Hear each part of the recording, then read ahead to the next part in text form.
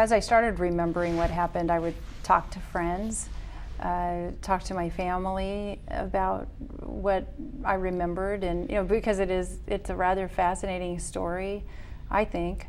But my mother had mentioned this at her birthday party in 2009, so it was September of 2009, and I remembered my father telling me the same thing at that point, and then I thought, gosh, when my mother said it, I don't know, my mother's word's always been as good as gold. So what did your dad say?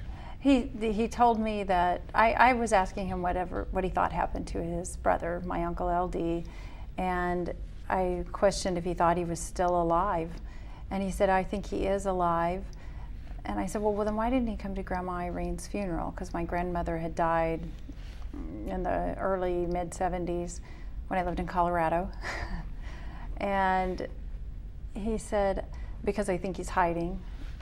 And when I questioned why he'd be hiding from, he had said the FBI or the CIA or something, he said, don't you remember he hijacked that airplane? My mother speculated similar suspicions at her birthday party, and she wasn't very open to talk about it. When I started questioning her, and my sister started questioning her, she got really uncomfortable.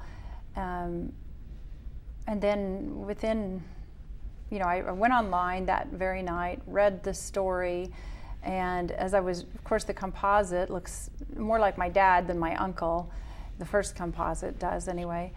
And over the next few days, I really just kept thinking about what I had read, but also remembering things that happened in my childhood around that time.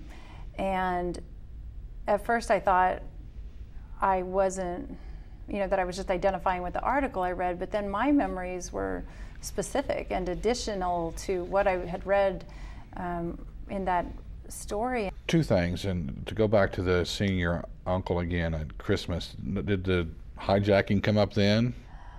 Not that I remember. Was he more wealthy then, or? Oh, no. He lost the money on the way down. My he lost all of it? Yes.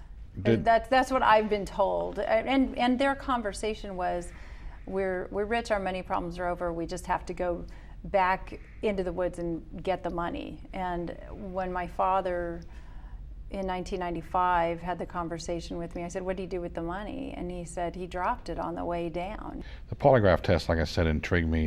How long did it take? About 5.5 hours. 5.5 hours? I was not hooked up to a machine that whole time, but yeah, there was a long period of questioning and a lot of digging, into what I remembered and questioning each and every point of what I had relayed as far as information in every interview that I'd had with law enforcement officers along the way.